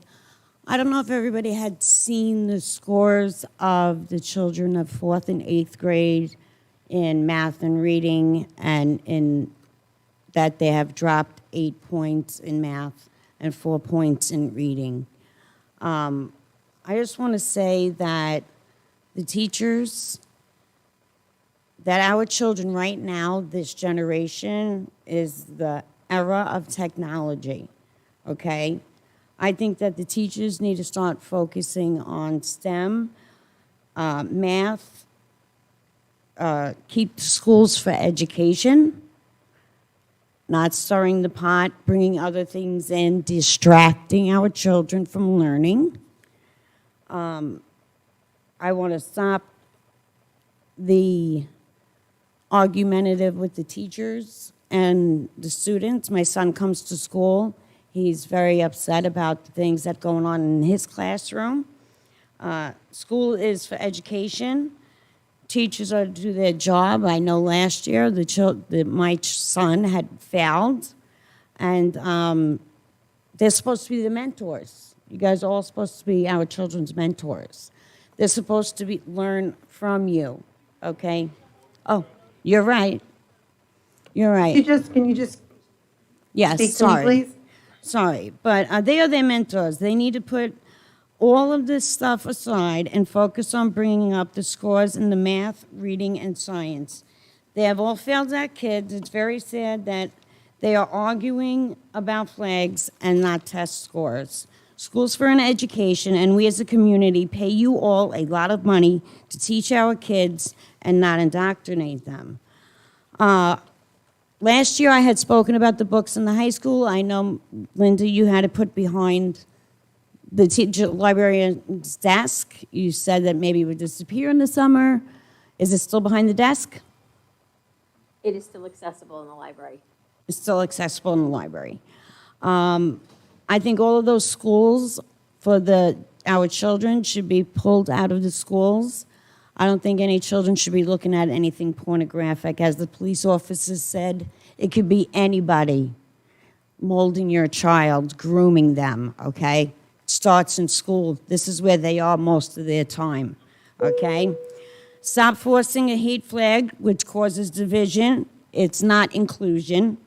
The regular rainbow flag was for all equal. We are all for that. We were. But this is an American school. We should only be having the American flag. I pay for the Excuse school me. building. If the audience can't control themselves, I will call a recess. I pay for the classroom. I pay for the teacher. I pay for this building. And this, as a community, we pay you. So that's it.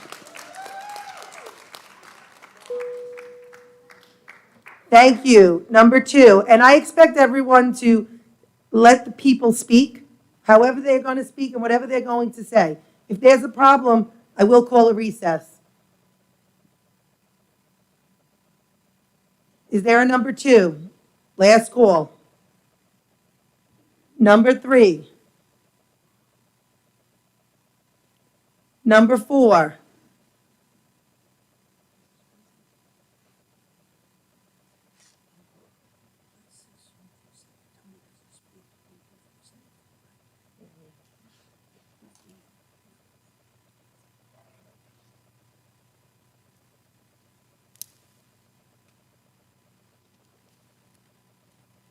Good evening. I am here as a parent of 2 children that attend Connecticut School District. Teachers have an obligation to make all students feel safe, no matter their beliefs, identity, sexuality, or political views. Our Connecticut students, all of the students, have a right to be who they are and belong to what makes them feel safe and comfortable.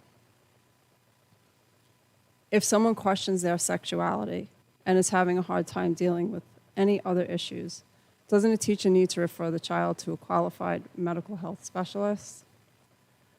Why are they interrupting a math class and not the mental health specialist? Sexuality is not part of a math, English, social studies, or science in the New York State curriculum. We need to stand for all children. We need to let every child know bullying in any form is not acceptable. Sexuality is not what builds character. It doesn't define who we are. Wearing a t-shirt, hanging a flag, putting stickers up in school about your sexuality is not going to build productive adults. All of our children, whether they are gay, straight, bisexual, transsexual, black, brown, or white, deserve to know that their sexuality doesn't make them a victim or define them. We need to build character in all of our children. We need to show them that their sexuality is a piece of them, and they are all so much more. We in the Connecticut community need to stand up for all of our students. And if we don't do that for our children, then we have failed as a society. Children need to learn more about themselves, their character, what they like, their friends, a sport, a game, books, acting, and just being kids. I believe the decision that was made for our students was the right decision made by our superintendent. Jackie Napolitano and our board had nothing to do with that decision. However, her and Lee Kennedy felt the same way. So when you bash one board member, you can bash the other, but may not fit your narrative. The flag can go up when the club meets. Sexuality does not define any human being. We are so much more than that. Thank you.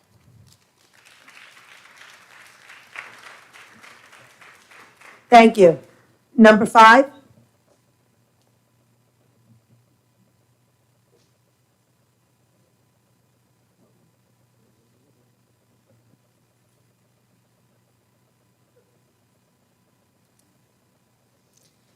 At the last meeting, I was trying to speak, but I couldn't due to the non-resident crowd trying to drown me out with laughter, profanity, and booze within the first 5 seconds of when I opened my mouth. Kind of makes it look like they were aware of who I was. They were ready to strike at any moment. But unfortunately for them, I am a resident. I come to almost every Board of Education meeting, and I speak at almost every Board of Education meeting. So although our CTA leadership was on video laughing and smirking when Jackie had to call the recess, sorry, I get the last laugh. Because if he wants to keep attending to pretend to fight for contracts, he's going to have to listen to me every single meeting, because I will be up here. You cannot silence me. You will not silence me. And any further attempts to silence me with boos and jeers and bullying will be considered targeted harassment of a private citizen. Good luck with that. I was trying to explain how CRT, under multiple names of SEL and DEI, have infiltrated not just our district, but many districts. It's only about segregation based on beliefs, lifestyle, culture, gender, race, etc. What we witnessed at the last meeting was a direct result of that pedagogy. Sadly, the CTA representation thrives on and fosters this division, and they allowed outside infiltrators who are looking to capitalize on lies to incorrectly define what it means to be Connecticut. Their behavior was actually a disgrace to the LGBT community. There's video footage of them heckling me, Jackie's dad, many other parents, not only in the room, but outside. It continued. Ironically, the progress flag design is allegedly political and supports violence, and the behavior of those draped in it, apparently they acted accordingly. That is what we saw. This community overwhelmingly supported Jackie last election, and the CTA forgets that her fan club won by a landslide. So I hope that our community realizes that the last meeting was all a show that included a D-class actor from New York City making a sad attempt to mock parents. Under the direction of CTA representation, you could even hear him yelling, "Let him speak," while the guy was doing his pathetic performance. I hope people realize that after losing last year's election, the CTA has nothing left except public bullying tactics and temper tantrums. I also hope our faculty and staff can see that every time CTA leadership runs to the media and they drag our T-Bird through the mud with lies, I hope they realize that it's the CTA that guides them to be very divisive, and they need to actually realize that we, the parents, and the Board of Education, we're not the enemy. We want them to have fair contracts. You're with our children for 6 hours a day. But how could any parent respect this union when they bring in the failing organization they did that clearly only wants to fund their millions of dollars in losses based on lies? We're nothing more than a charitable opportunity for them. How could any parent respect this union when the leadership allows said organization to publicly heckle and verbally harass parents? You think we want to give you more money so your leadership can continue to abuse us and you? Is that your leadership's definition of respect? No one in their right mind would agree to do such a thing. So you know what? You want respect, then quit demanding it and start earning it. Start by replacing your CTA representation. They have unchecked power, and they're using it to abuse our community. Both the parents and the teachers, and they're also abusing the kids.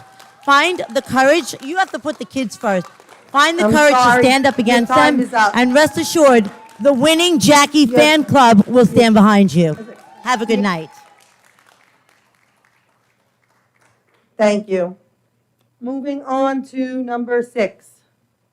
Is there a number 6?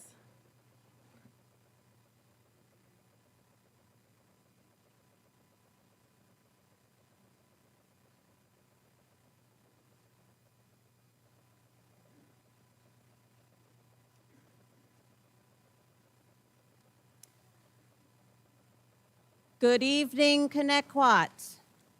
I'm speaking. Can the audience contain themselves? Otherwise, we will take a recess. I won't say it again. I don't speak often. I don't speak in public forums, but tonight I'm going to stir things up a little bit. Parents and children today face massive challenges as our education system has been reduced to methods that have dumbed down our generations. Schools have now introduced SEL, mental health lessons permeating our classrooms with divisive and disconcerting language, programs with an occultist backbone that need to be addressed and removed. The last board meeting was disheartening. There was finger-pointing and accusatory statements, attacks over the removal of a particular flag. However, our founding fathers stated and wrote, "We hold these truths to be self-evident, that all men are created equal, that they are endowed by their Creator with certain unalienable rights, that among these are life, liberty, and the pursuit of happiness. All humankind is represented under our American flag, regardless of color, race, and creed." There was a courageous woman who dared ask, and here's where I'm going to stir things up. She dared ask, "What about God?" Immediately, people jeered and gasped, yelling, "Church and state," a statement we've been trained to accept. However, Dr. Benjamin Rush, signer of the Declaration of Independence and one of America's leading educators, knew and stated that if the Bible was removed from schools, there would be widespread misbehavior and an increase in crime. George Washington, our first president, reminded Americans in his farewell address that religious teachings and values must never be removed from politics and public policy, schools being one of those public arenas. Separation of church and state is not constitutional. In a letter written by Thomas Jefferson, he made clear, and I quote, "That wall of separation was not to limit public religious expression, but rather to provide security against governmental interference with those expressions, whether private or public." Jefferson repeatedly affirmed that the sole purpose of the First Amendment was to ensure that the federal government could not interfere with public religious expressions, and that includes public schools. The very foundation of America, our public arenas, our schools, are based on God and Judeo-Christian principles. The Bible, prayer, and the Ten Commandments were never meant to be removed. It's time to wake America and make America God's again. Thank you. Number 7, please. Is there a number 7? A number 8. A number 9. A number 10.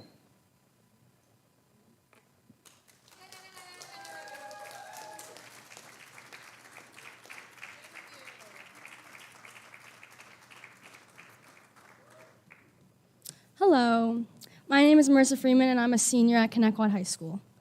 So school is supposed to be a safe place for all students, all of them. The forcing of one teacher to take down their progressive pride flag started a downward spiral of negativity and fear throughout the entire district. Students are being targeted and harassed because of their sexual orientation and skin color, and the aggressors of these violent acts are not receiving any disciplinary action. The safety of the students in your school has been compromised severely based on your actions, and you've done nothing about it. Safety is something that the Connecticut Board and Administration think is very important, or so they claim. For example, at the administration's initiative, all doors throughout the entire building are to be locked and closed at all times. This may seem like a good idea in theory, but it does in fact have a few flaws. Like, for example, class time is constantly interrupted by letting students re-enter the classroom. Lessons are constantly interrupted, and sometimes students have to stop doing their work to open the door for one of their peers. But how is that good? Because it affects my education, because I constantly have to be stopped in between lessons every 5 minutes. But anyway, all doors are supposed to be locked, right? But then how come the doors by the music hall and the cafeteria are commonly left unlocked after school hours? And then how come a student entered an unlocked door after school hours and while he was unsupervised, put up United States of America flags all over Pride memorabilia? This memorabilia was not the progressive pride flag, it was rainbow hearts and safe space flyers. This student was originally suspended, but the supervision was overturned almost immediately. Also, a few days ago, there was a lockdown in between class periods, and many students struggled to get into the classroom because the doors were locked. Teachers were advised to use their best judgment on whether or not to open the door. Our teachers do not have SWAT training. How are they supposed to know whether a student is in danger or is the danger? God forbid something happens, how are students supposed to feel safe if they can't even enter a classroom? So now that we established that our school isn't as safe as it seems, let's talk about the danger you put your LGBTQ students in. You took away their safe space. Sometimes school is the only place where students can be themselves and express themselves in a positive light. At the last meeting, many people discussed the mental health effects of what you were doing, but I guess you aren't really that concerned about it. But I am. I want my classmates to feel safe and protected within our Connecticut halls. I want them to feel proud of who they are and not hide from themselves. So put the flags back up and protect the children that go to your school. And please, stop being so hypocritical with the policies that you put in place. And also, I have the petitions you asked for last time. So thank you.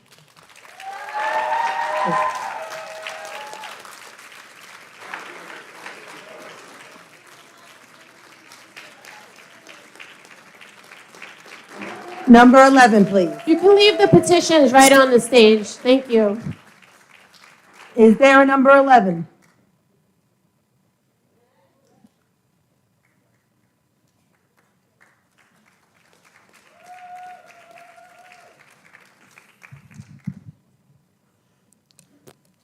Hello. My name is Jack. I'm a senior. I spoke at the last meeting, but due to a lack of action, I am back. Thanks.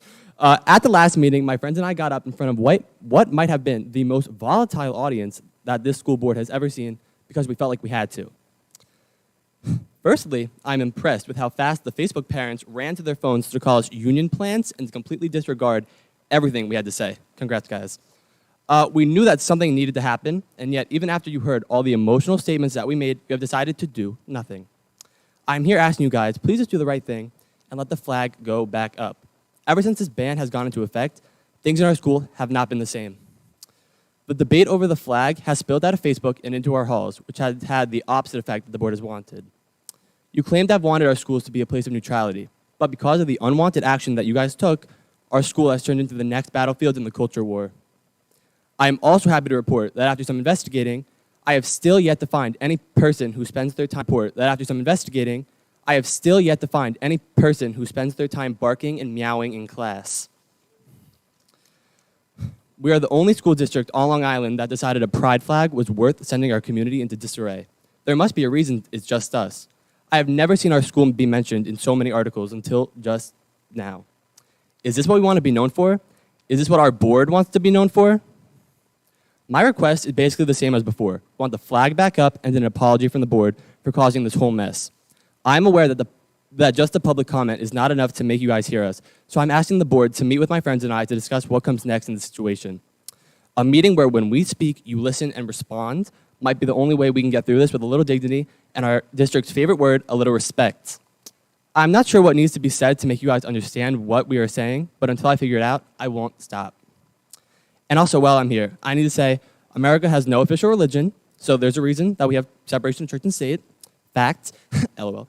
And as a student in Connecticut, our teachers are doing great. I don't know why you guys want to attack them all the time. It's kind of unneeded, but thanks, guys. Please address me. You're addressing me, not the public. Thank you. Number 12. Number 12. Please address me.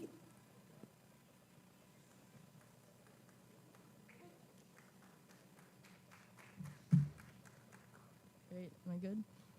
All right, hello everyone. My name is Daniela and I'm a senior here at the high school. I'm here again to talk about this policy, and I'd like to start by quoting our Board of Education's mission statement found on our district website.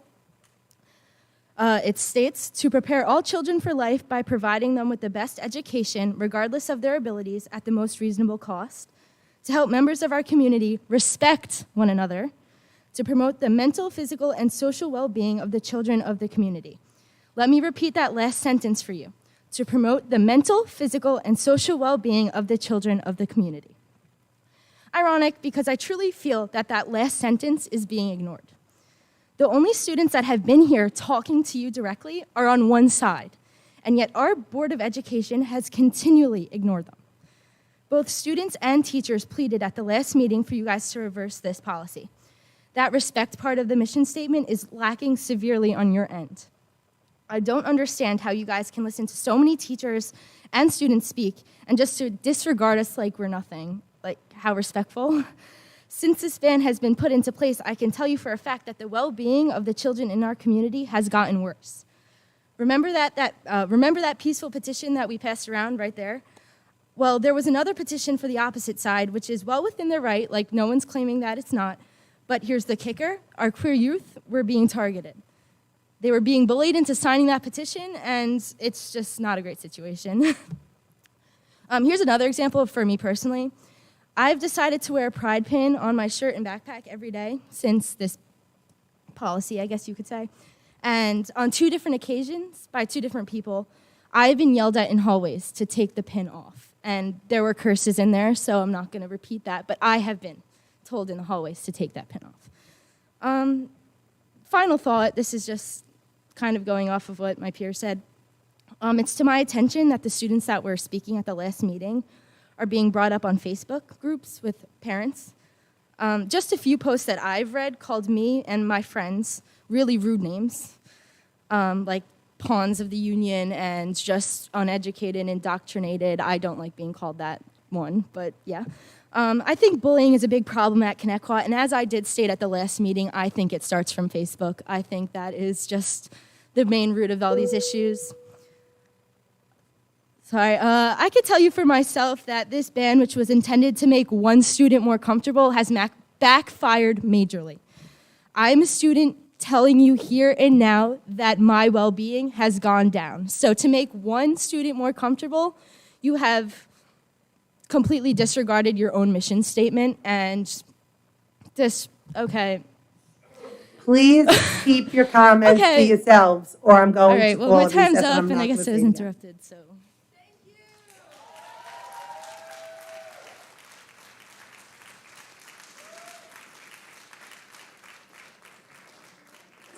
Jesse, we're over 30 minutes, correct? I have to call for a motion?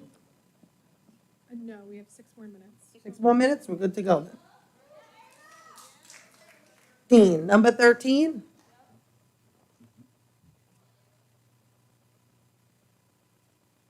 Hello, I have a topic, well, 3 that I'd like to change the pace of this meeting to.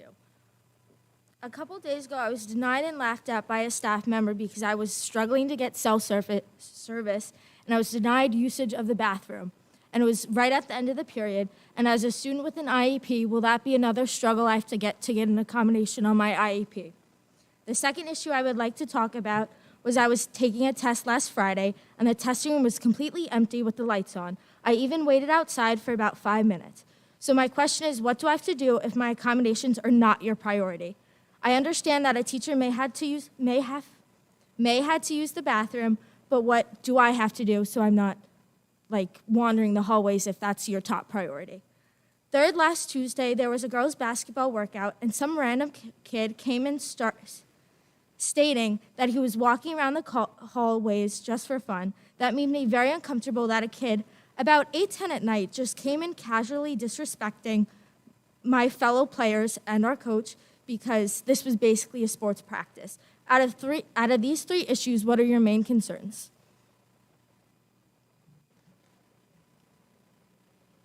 Ava Craig, and I'm a 10th grader. Ava Craig, and I'm a 10th grader.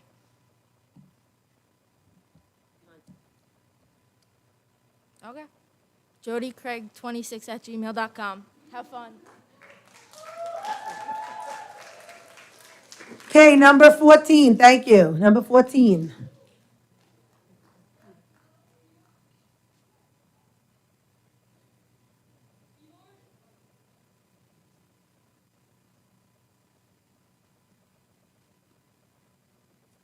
Hi, everyone. I am B. Mart, AP Psychology and Research teacher. And I just want to go back to that Facebook problem we're having. So I read your Facebook, Jackie, and you really think that wearing a black shirt with respect is what is hurting our kids? Then you're not listening to the 40-plus kids who came to talk to you at the last meeting. Blasting negative comments on Facebook, not respecting teachers, screaming at board meetings, using scare tactics and bias, demanding a flag that has absolutely no political connection to be removed from a classroom, blocking social and emotional learning because you twisted it to align with your interpretation of CRT, even though it is not aligned with CRT. You don't think that is what is hurting students? You're worried about your son feeling anxious, but now I'm hearing rumors that you are thinking about taking our mindfulness room away, a place for students and staff to take a breath, release anxiety, escape harassment and bullying, a place you yourself told me that you wish you had when you were a kid. That is not hurting students. It is my wearing a black shirt and walking in with my colleagues in a peaceful protest of not having a contract that is intimidating children. I talk to hundreds of students a day.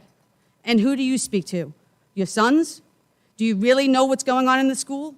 Who is using kids as collateral damage? 'Cause I would know appreciate it you is not bringing me. my child up Okay. while you're I speaking to apologize. me I in a apologize. professional It was manner. in a Facebook post, I so I also apologize. would like Anyway, to make it very anyway, I clear, apologize. I don't said I'm remember sorry. ever speaking to you. Anyway, you say Please I stop don't her earn your time. respect for Please 22 stop her plus time. years. I have given my whole When self you to the school disrespect district. But a more child, importantly, to the there's a students problem. of this school district. I have maintained friendships with hundreds of students. Letters from parents and students that I asked my family to put them up at my funeral instead of my pictures. That is how much students mean to me. Don't tell me I haven't earned respect. To be honest with you, I stood up at a union meeting recently saying I was uncomfortable wearing a shirt that said respect.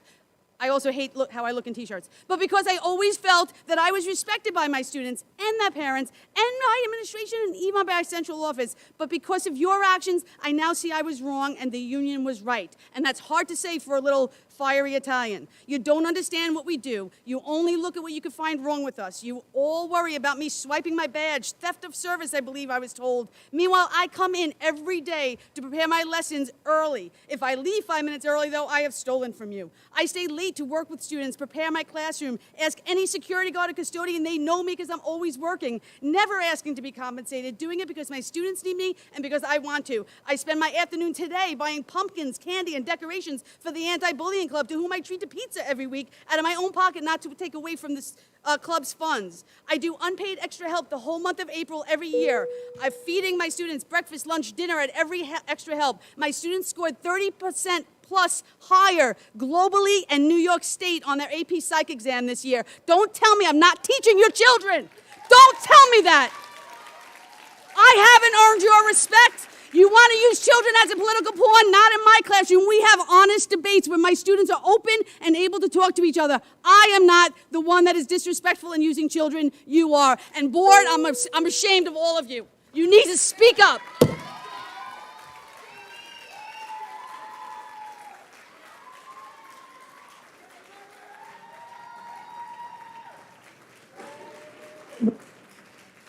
Number 15.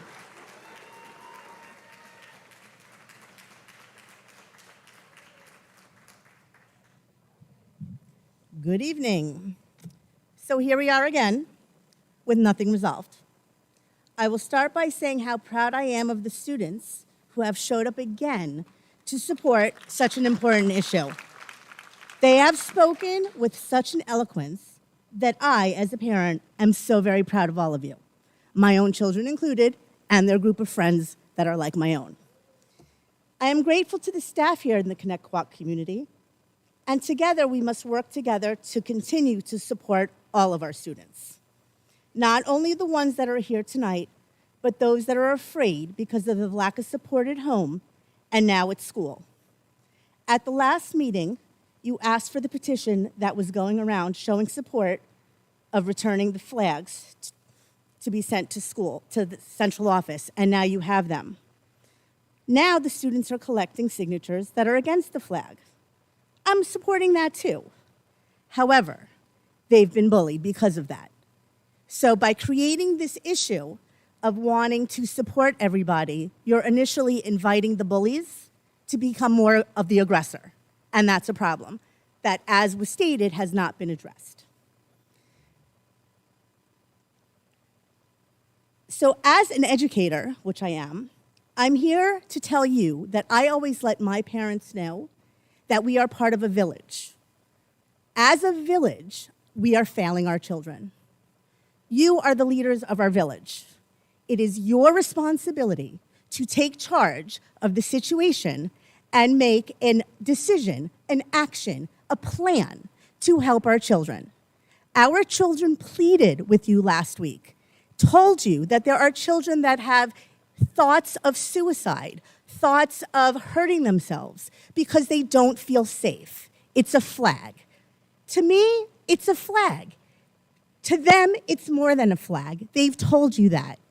Please, don't just listen to them, but hear them. Have a conversation with those that it affects the most and talk to them. There has to be a solution. Yes, there's something we can do. You have to let them know that they matter enough in this village. Your job. That's what the leaders do. They lead. You lead all. When it's hard, you have to stand up for everyone. They're asking you to stand up for them because they don't feel safe at home and now they don't feel safe in school. To my colleagues to the left that I won't look at because I will address you, I thank you. You are here doing everything because you've raised my children to be strong women that can stand up here and speak to you. So I know they're doing their job. They're here before school. They're here after school. And they deserve every penny they're getting, and they deserve what they're not getting as well. Thank you. Have a good night. Number 16.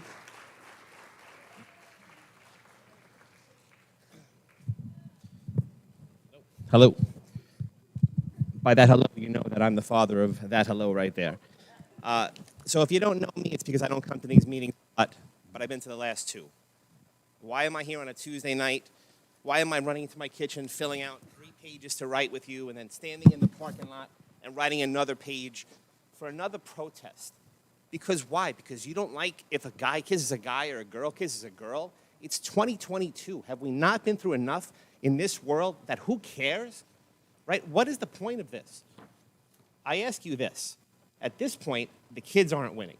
At this point, the teachers aren't winning. So after you took your shirt off and you exposed yourself in what was a power struggle and for you to exert dominance last week, after that, that showed me that you're a bully. You took your ball and left. You gave us a 20-minute timeout. Then you canceled the meeting because you didn't like what we said. You looked at me with hatred in my eyes. You stared at me.